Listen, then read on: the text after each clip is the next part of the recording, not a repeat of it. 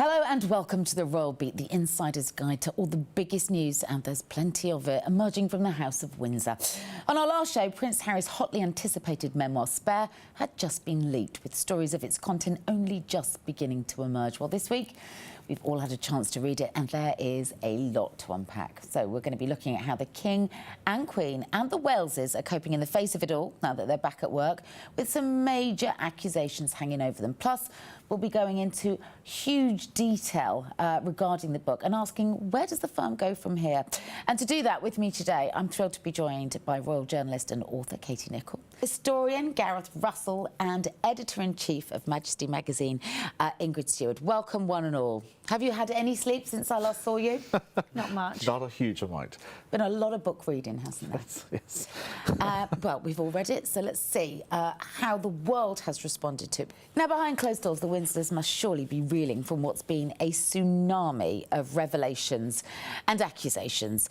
But this week, they are back doing what they do best, back at work, following the traditional Christmas break, keeping calm and carrying on. In their first appearance since the book hit the shelves, and also their first engagement of 2023, we saw the Prince and Princess of Wales in Liverpool opening a hospital and thanking NHS staff for all their hard work. They were smiling, wearing coordinated outfits. This is new.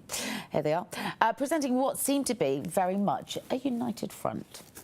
Yeah, it's just keep calm and carry on and back to business. And I think we were all expecting possibly a comment out of the palace, but you know, every day as these revelations and leaks dropped, and you know, you actually couldn't keep up with it. I mean, you were on air while this was all dropping. I was on air, and it was one of those days you had to have your phone right next to you while you were broadcasting, because your news agenda was changing literally by the minute. And so there was no comment. This was very clearly the palace's strategy, and I think knowing full well that there was no way they could respond to every allegation. So actually on this occasion, better to stay silent and let the royals do what they do best, which, as you say, is get back to work with a smile on their face and put on a united front. And this week we've seen the Queen Consort out on engagements, the King on engagements, and the Princess of Wales yesterday at a nursery in Luton. So it is back to business. There haven't been any call-outs, there haven't been any questions. I'm sure all of the journalists covering those engagements have many questions that they would like to ask. But I think everyone's just still absorbing the shock of that book. You're a historian, Gareth. How will history remember these moments in terms of when we look back at King William as he will grow up to be? This will be a moment and a milestone in his life, surely. Is he handling himself as history would judge well? Yes, I think history probably, obviously, by its nature, will take a long term or a long lens look at this. I think William will be judged pretty well by history. I mean, there's always a differing of opinion. But this is very personal stuff. And we also know that William had the same anathema towards the invasion of his privacy as Harry did. The difference is it's been done by his brother. So he is I think showing a good deal of grace. The Princess of Wales, I think, is going to receive some really excellent historical judgment on this, because it is a very old school monarchist tradition of keep calm and carry on. And as you say, it cannot be easy for them. I'm sure there is a temptation, a human temptation, to respond. Because they're out and about, they're meeting people, obviously in an age of mobile phones where everything is recorded, Ingrid. No muttering goes unaccounted for, does it? So we saw an 81-year-old patient called Sylvia tell the Prince of Wales, "Keep going, Will, Scousers love you," to which he replied, "I will do." And then they went on to pay a visit to an arts-based mental health charity where Kate was overheard telling someone that talking therapies don't work for some people, they're not for everyone. Given the circumstances, may there have been a double meaning to this? There could have been, but also Julia Samuel, she wrote a piece the other day saying almost the same thing. Talking therapy isn't for everyone, and sometimes it's not the greatest thing to let it all hang out. Sometimes it's just as good for you to try and conceal it within you, which I thought was really interesting. I'd never heard that before. She said, but it's like everyone is so different.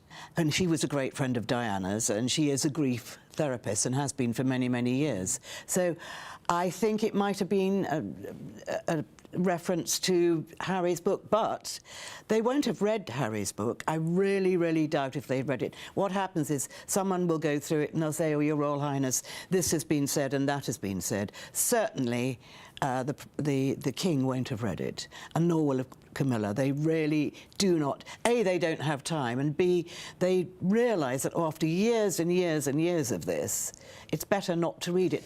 Yeah, well, I mean, they really have been kind of, you know, chin up, shoulders back, off we go. We saw Kate at work in an environment that she feels arguably most comfortable in, paying a visit to a nursery earlier this week. Let's take a look.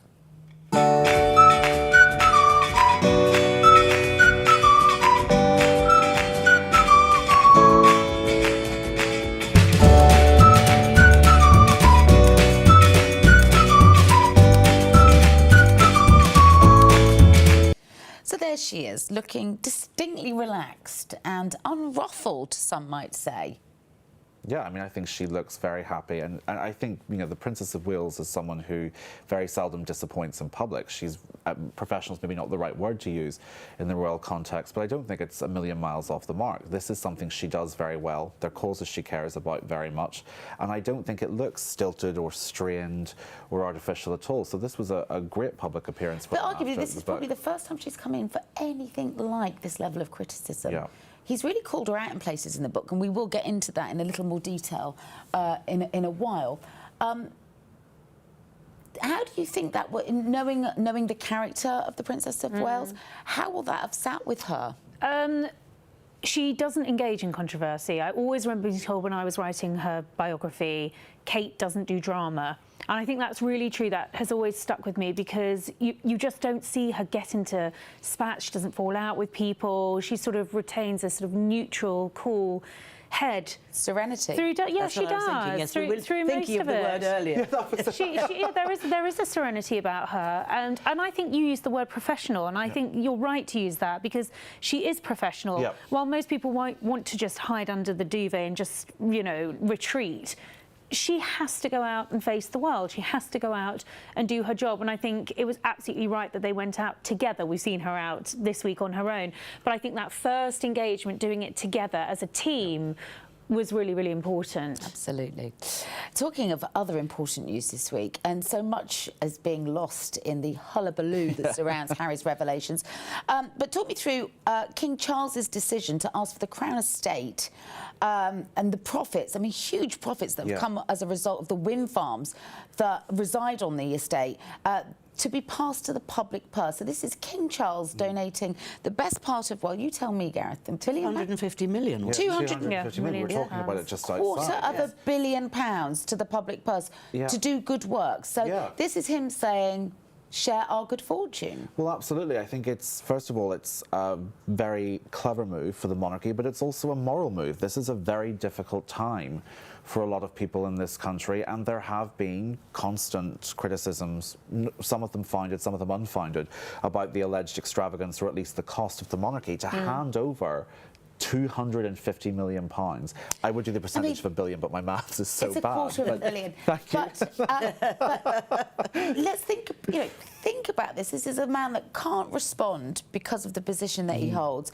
So actually, the only way for him to talk back to the people that he reigns over is through his actions. What do you think he's trying to say with this, Ingrid? I think he's trying to say that he understands how difficult life is at the moment.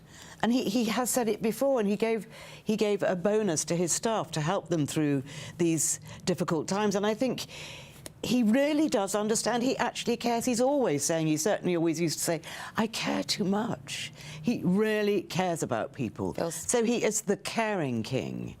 And I think he really wanted to do it, and it probably makes him feel very good that he is able to do something like this. Especially at a time And of course like it is a good PR move. But it's more than a good PR move, isn't it? I mean, I think you're right, and he's clearly laying down the foundation for his reign, and he is a man who cares about his subjects. But I think there is also a self-interest here as well, in that he knows, and Harry's book aside, and all the Republican debate that has inevitably thrown up, that with the transition, with the reign change, there was going to be a big question mark here around the Commonwealth as to whether we need a monarchy, whether we should be funding the monarchy. And I think by giving something back, and it's not just anything, it's a huge amount of money. Huge. I mean, you know, this will fuel 7 million homes around the UK. So this is really significant, and this is long term as well. I mean, He's the story's giving only just something broken back. here today. Let's hope that we can read more about this kind The of... Queen used to give a huge amount of money away, but she never, ever, ever made it public.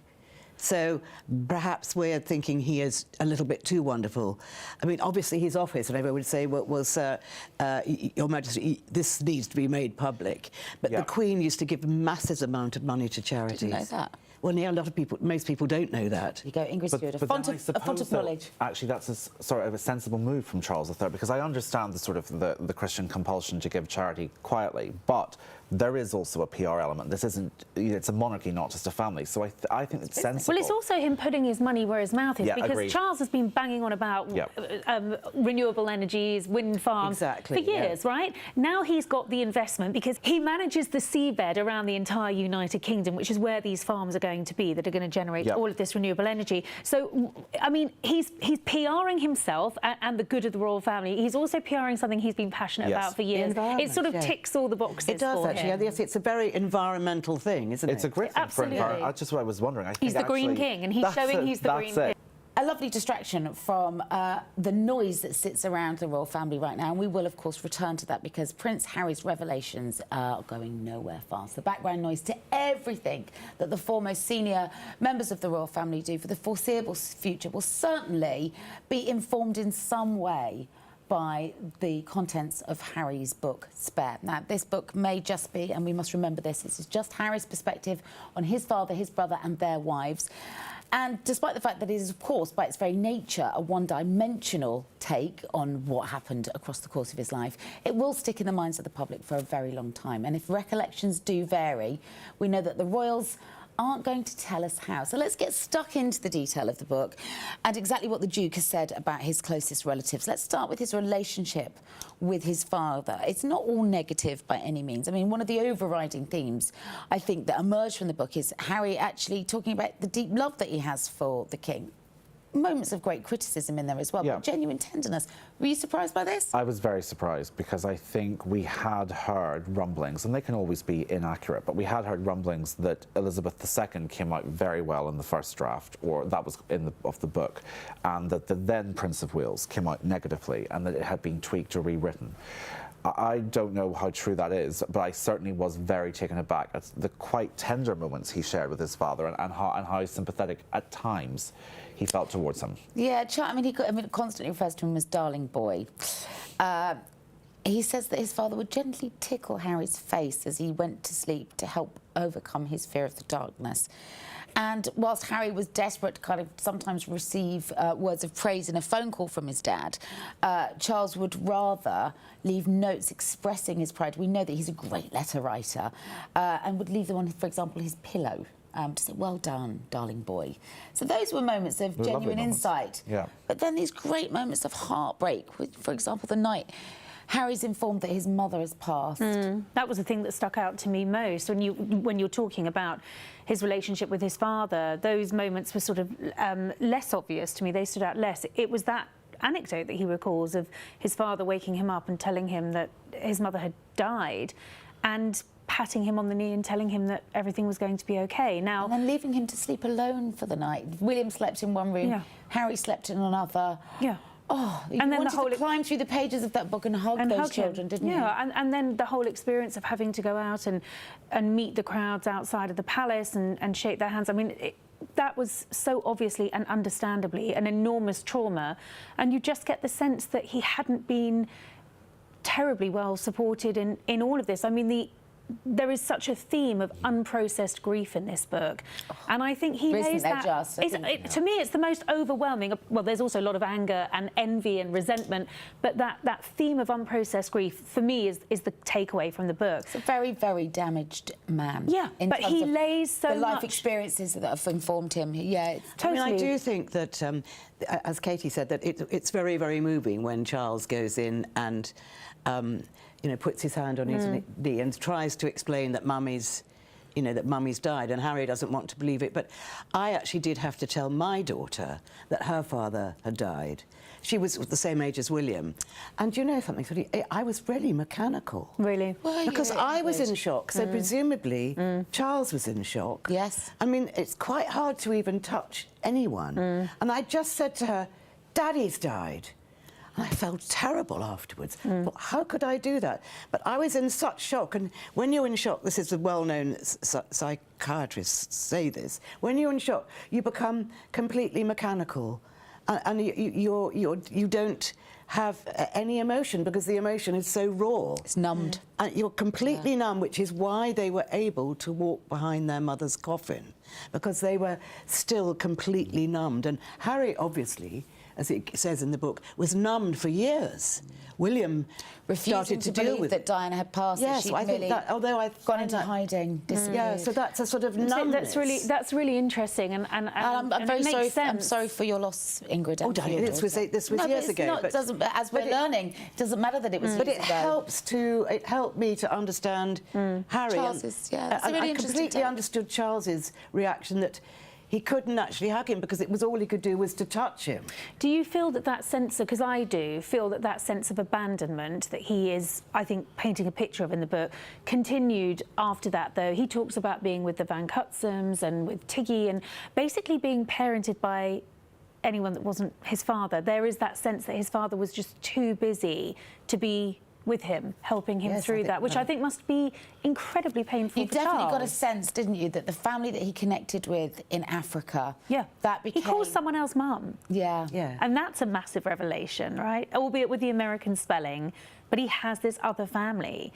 And so, you know, I'm sure those who support Harry in his decision to write the book probably wish that the king would read it to actually understand how he truly felt, because it seems that there was very little opportunity for Harry to really convey. He talks about a dinner at Highgrove with just him and Charles, when Charles doesn't break down, but admits that he wasn't there as much as he might have, should have been, perhaps, that he wanted to help and he wasn't there to help. So you get that sense of remorse. But as Ingrid's just explained, from a parent's point of view, Yeah, it's really interesting. Sometimes you can't control these things. And I think Harry does, in a lot of places, acknowledge that they're very different beings. Yes. They will handle things differently as parents. He, as a parent to Archie and Lily, and Charles, with the way that he was, you know, so ill-equipped for parenting as a single parent. Well, he says he wasn't cut out for solo parenting. That must be hard to hear. And yet, when the boys went back to Highgrove, the cook at Highgrove told me that actually Charles, for the first time, became a real father. And he would actually sort of play football with it. Normally it was the detectives and things that played football with the boys. But he actually did things with them. Yes, Tiggy was there. But then they were there for such a short time. And then, of course, they're back at school. Yeah. And then on their own again. But he does talk about a very active father in his early years who then became just either too busy, too old, too tired Well, his back to do gave the him. rough and tumble. He couldn't do it. His back, he got a bad back, so he couldn't do it. Yeah, yeah. There's also this quite chilling or bizarre moment, and quite moving as well, when they talk about going out to the crowds, and he shakes the hands of the people mourning Diana, and William and Harry couldn't understand why their hands came away wet, and it's because the mourners were crying so effusively that their hands were soaking, yet William and Harry were dry-eyed. And I think that feeds into what's a really interesting idea that the book kind of pushes against, which is there's a feeling that the people of Britain own the royal family and own them, and I think that's something that Harry finds quite difficult to process, understandably. Understandably. Let's talk about the way in which he has documented his relationship with Camilla. A very difficult character, just purely because of the fact that she was the third person, as Diana very famously said, in his parents' marriage. They've certainly come to have a stronger understanding around that, I think, as adults, have they not? The complexities of it all. I think he says at one point, my dad, you know, that his father and Camilla took star-crossed to new levels, and they respected that. But what were your take-outs, Katie? Well, ultimately, he says in the book that he was wholeheartedly happy for them when they married, and I think... Not wholeheartedly, because he begged him not to. Yeah, well, but hang on a minute. That was some time before. that he begged him not to marry him when he was much younger. He does. He says yes. Despite Willie and me urging him not to, Pa was going ahead. We pumped his hand, wished him well. This was on the eve of the wedding. No hard feelings. We recognised that he was finally going to be with the woman he loved, the woman he'd always loved, the woman fate might have intended for him in the first place. We sympathised with Pa and Camila as a couple. They'd taken star-crossed to new levels. Yeah. It's a very grown-up take. Yes, it is a grown-up take, because he'd grown up from that younger boy who'd always seen her as the third person in the marriage and who begged his father, you know, yes, you can be with her, but don't ever marry her, because he'd grown up in the process. And he's given interviews since where he's talked about his love for Camila. So I was quite surprised just how much criticism and how much attack she came in for in the book, because I think she comes out worse than anyone else. Arguably, yes. I mean, certainly there are question marks over her character, Gareth, in terms of her leaking stories about him and William to the press, sacrificing him on her PR altar. I mean, that was probably the most memorable and damning phrase, and I completely agree, Katie. Camilla's presentation in the book was probably the one that surprised me the most. She came out worse. She completely, and also Definitely. I did remember all those lovely interviews he'd given before, being very affectionate and loving, as she say.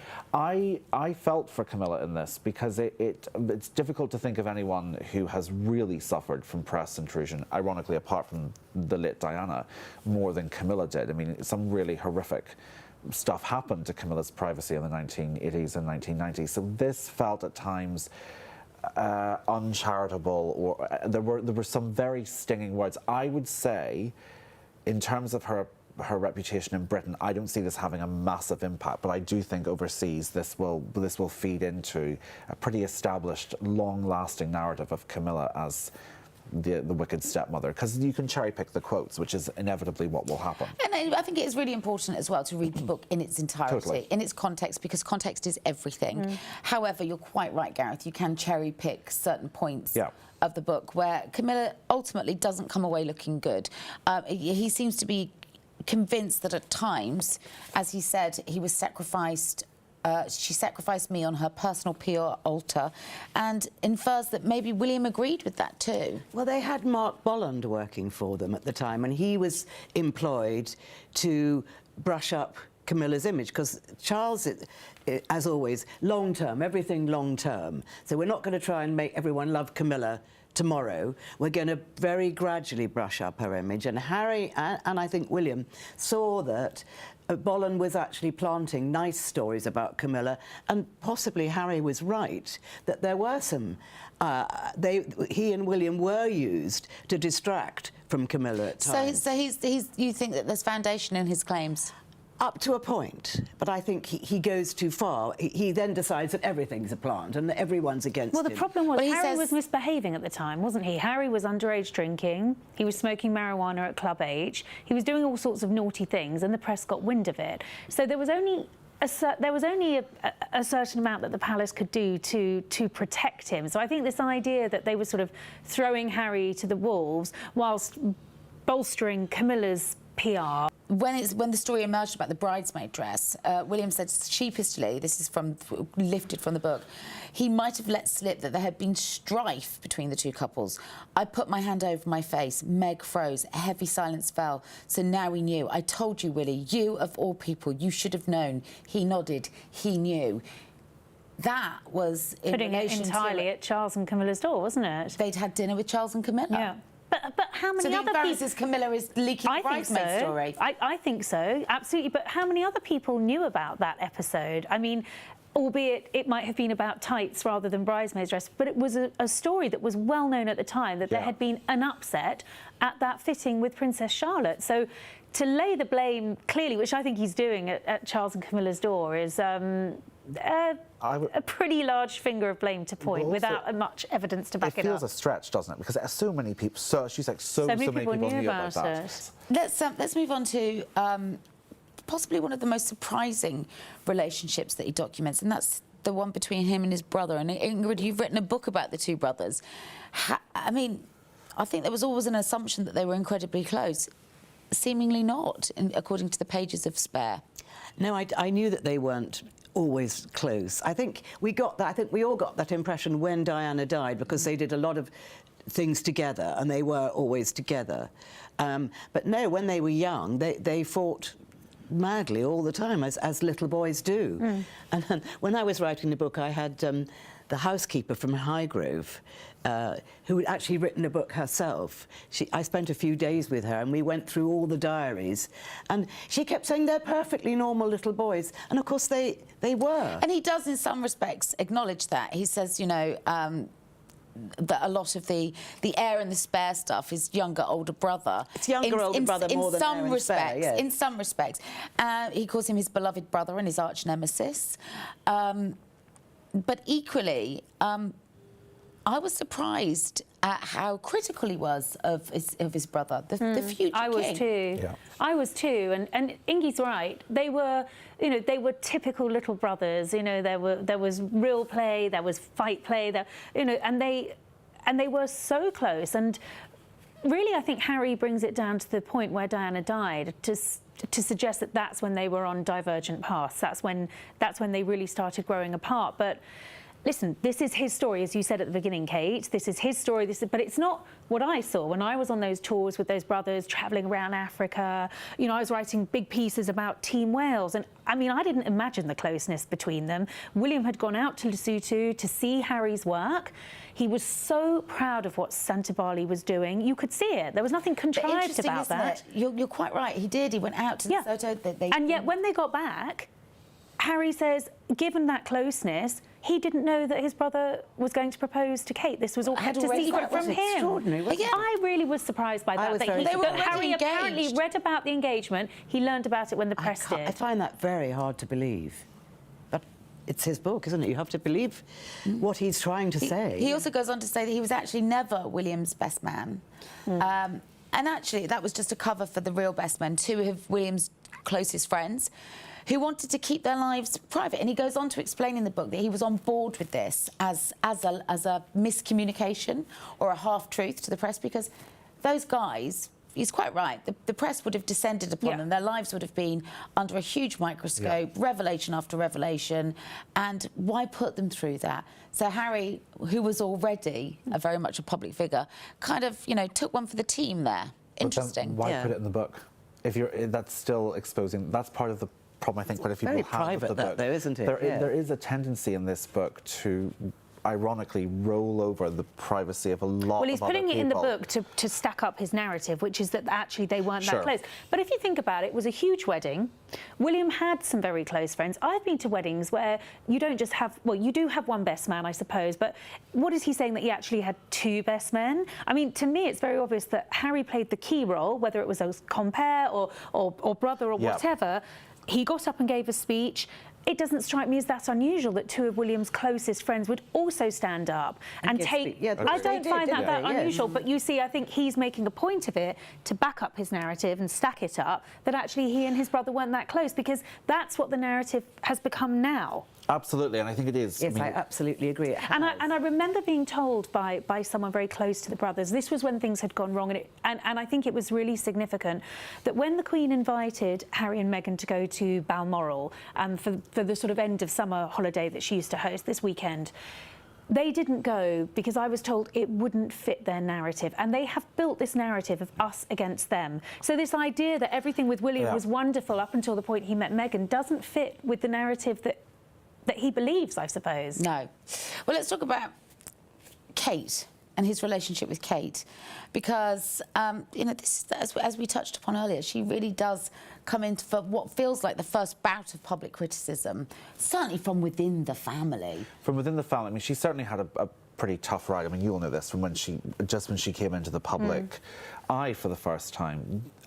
The Kate stuff I find among the least convincing bits of the book, because it felt like there were two people he was talking about. There was the sister-in-law who was more like a sister and who loved to laugh, and then there was this incredibly nervous, slightly standoffish, cold, you know, very formal, who didn't know what a hug was and was white-knuckling when she was holding a chair. But also turns up for dinner and Meghan's barefoot in ripped jeans, having cooked a meal, and Kate turns up dolled up to the nines.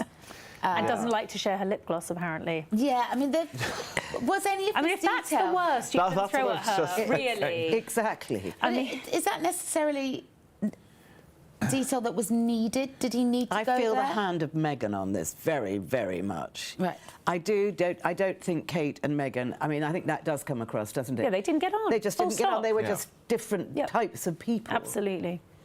And I think that, you know, she obviously went through this book very, very carefully because we know that Harry is under her thumb.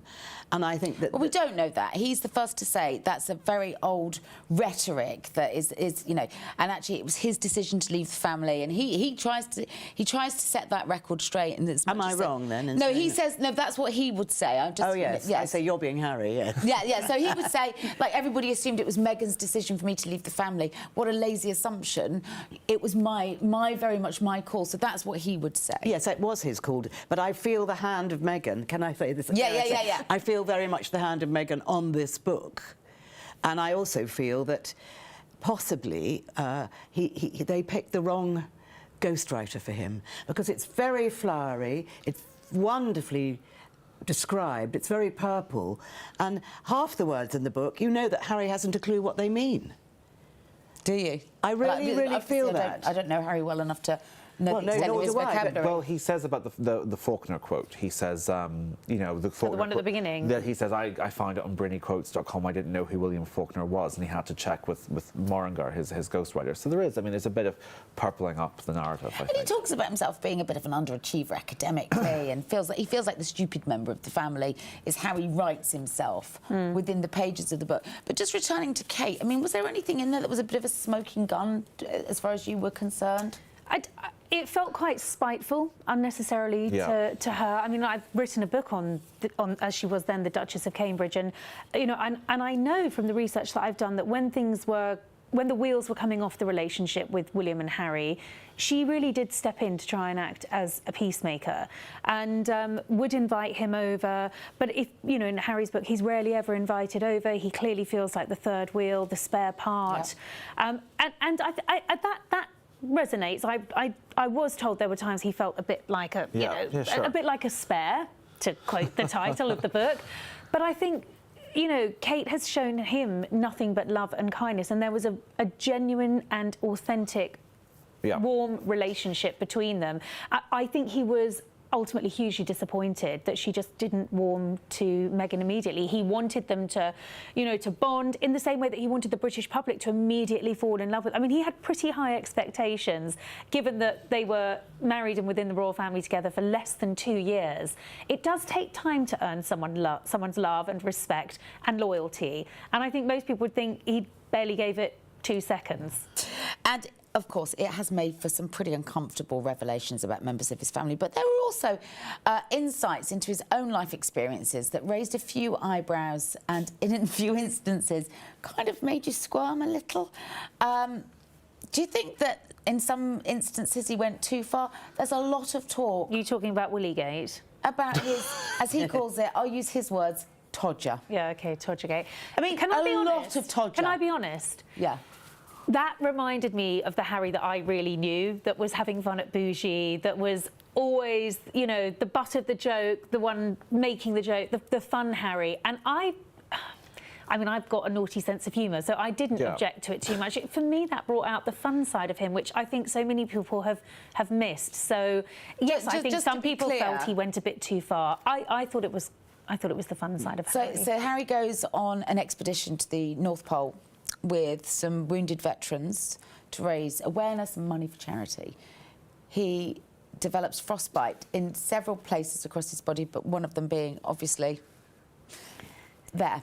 And it won't clear up. No. He's Despite his use of 8-hour cream. Elizabeth Arden 8-hour cream, which is very good for burns and frostbite. Burns and frostbite, yes. But he goes on to explain that things have not returned to normal with his todger. Yeah. And it requires medical attention.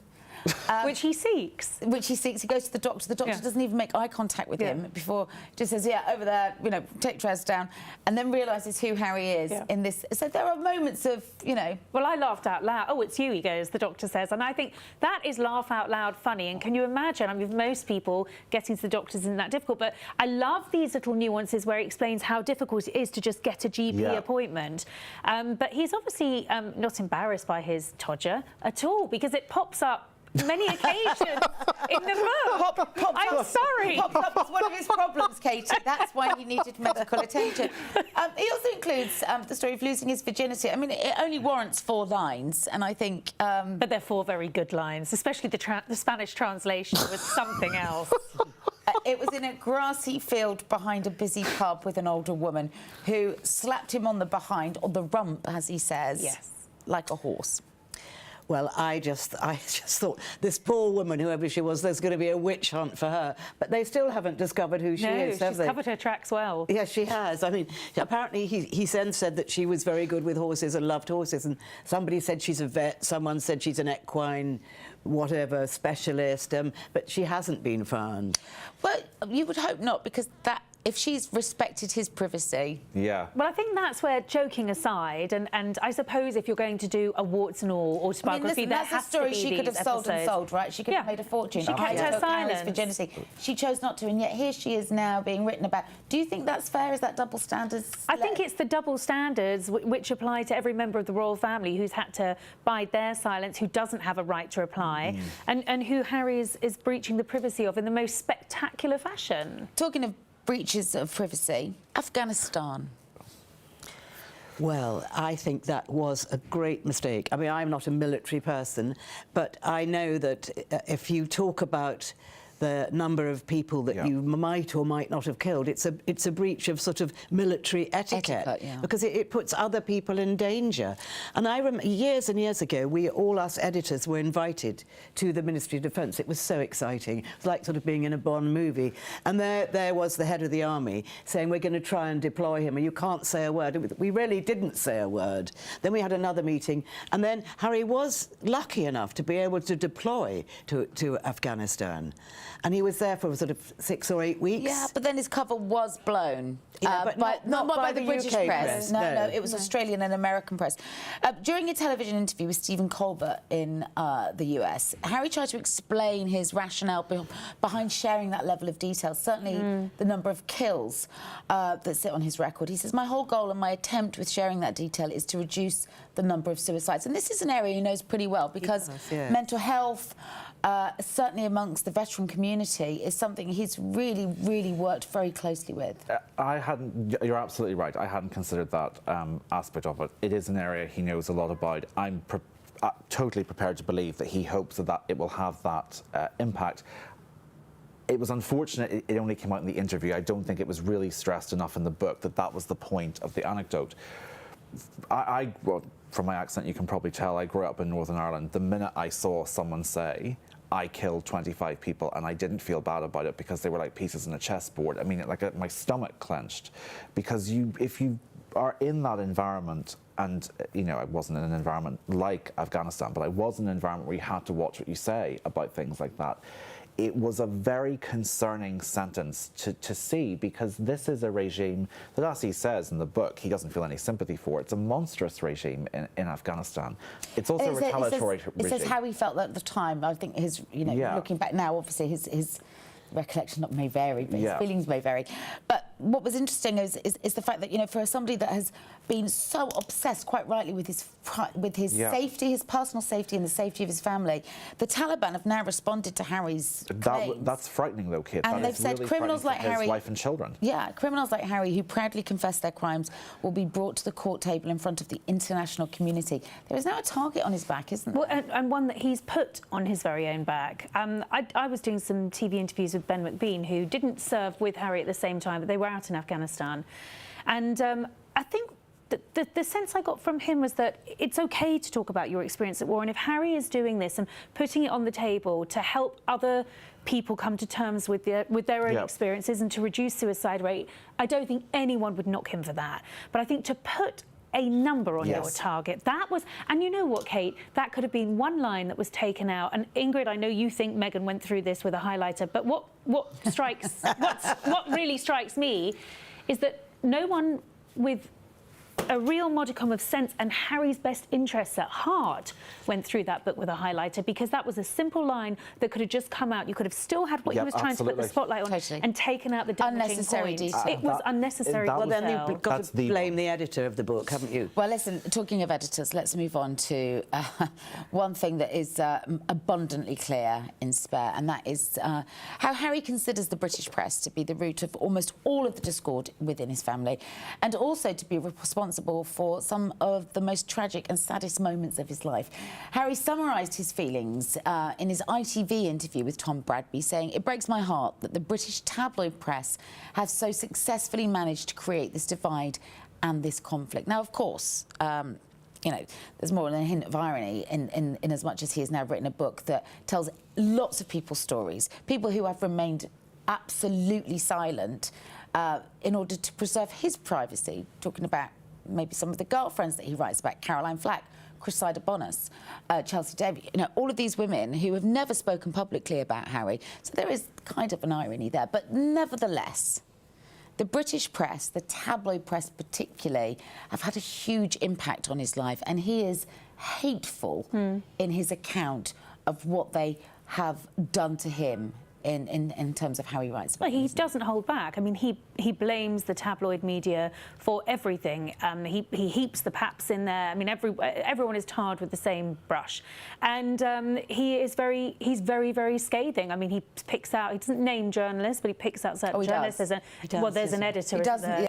You know, having followed Harry through a period of his life where he was endless. I mean, it sounds silly to say it, doesn't it? He was endlessly in the tabloids. He's endlessly in the tabloids today. But these were his young years. These were when he was sowing his wild oats. He was in and out of nightclubs. He was being a naughty boy. But even let's go back further than that, Katie. The childhood. Look, okay, he's been in the press his entire life. And you know, the woman that he loved more than any other, his mother, he puts at the door of the paparazzi. Absolutely. A huge amount of blame about what happened in terms of the loss of her life. But you see, they were never going to go away. He could never change his birthright. You know, there was a gentleman's agreement in place that protected him for most of his school years and while he was at Sandhurst. But there was always going to be a time when that cover was blown and when that agreement essentially went out the window. Now, William's found a way of working with it, of dealing with it, and it works. You know, the Waleses bring their children up in a very normal, ordinary and yet private environment. They don't love the media. They don't want us chronicling every part of their lives, but they accept it as a reality. It is part of their life, and they get on with it. Harry has always kicked against it. He was strongly advised to introduce Meghan to the press pack when they got engaged, which is exactly what William did. And that moment when we were invited into St James's Palace, you were there, Ingy, a line was drawn. It was like all the weighty Katie headlines, everything else was in the past, and this marked the start of a new chapter. Harry refused to do it. And so I think there was an antagonism from the start. Oh, yes, he loved absolutely. outfoxing the media. I mean, and he talks about that. He talks about lying to the media and getting his comms office to lie. So he delights in outfoxing the media.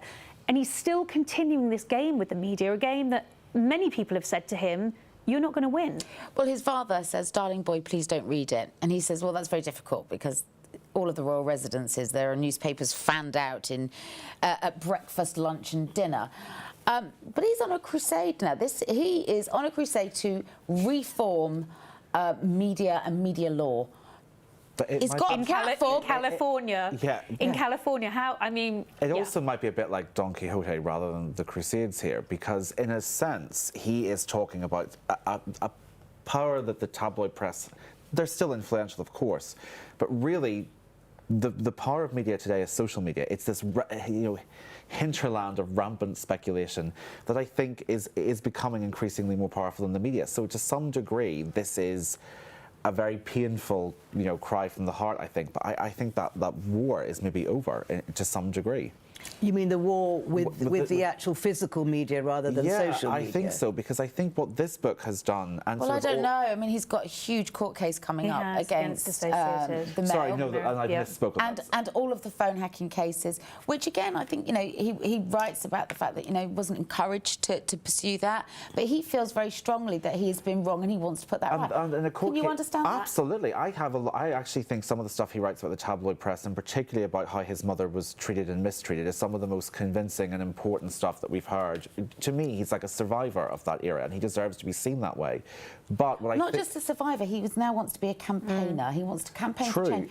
And he's saying, even though William has made it very clear to him that my children are not your concern, what he wants to do is pave a way for a better life for the next generation. Well, then of royals. don't share text messages describing your toddler niece crying. And don't write a book about your family. You know, and don't relay personal information about Princess Charlotte. And that's what I totally get what you're saying. And on a human level, I do get that. But he's breached that in such a spectacular way that he and also, if you want to take on, sorry, can I just say, if you want to take on the media, right, and you want to change the British media, and you want to make life better for the next spare, then you need to be here in this country and here in this institution to do it, because doing it from your $1 million mansion in Montecito doesn't quite have the same impact. Well, also it's really interesting, though, isn't it? Because I think that all of us sat here today have read the book, and there are a lot of points in there that we go, yes, absolutely, and then there's a lot that you just go, no, and hey, I'm sure the conversation will continue. But I think one thing we can agree, it's quite rightly sold out across the world. It's now the fastest selling non-fiction book of all time, and it is a page-turner. So we will pick up, I'm sure, in the next episode with whatever falls out of its pages next. But for now, thank you so much for coming in and providing such nuance to some pretty stark black and white headlines that have been rumbling around the world. We're going to be back with a brand new episode in 2 weeks' time. Until then, don't forget, you can always continue the conversation with us on social media. I've seen the threads. You have lots to say. I'll look forward to talking to you there.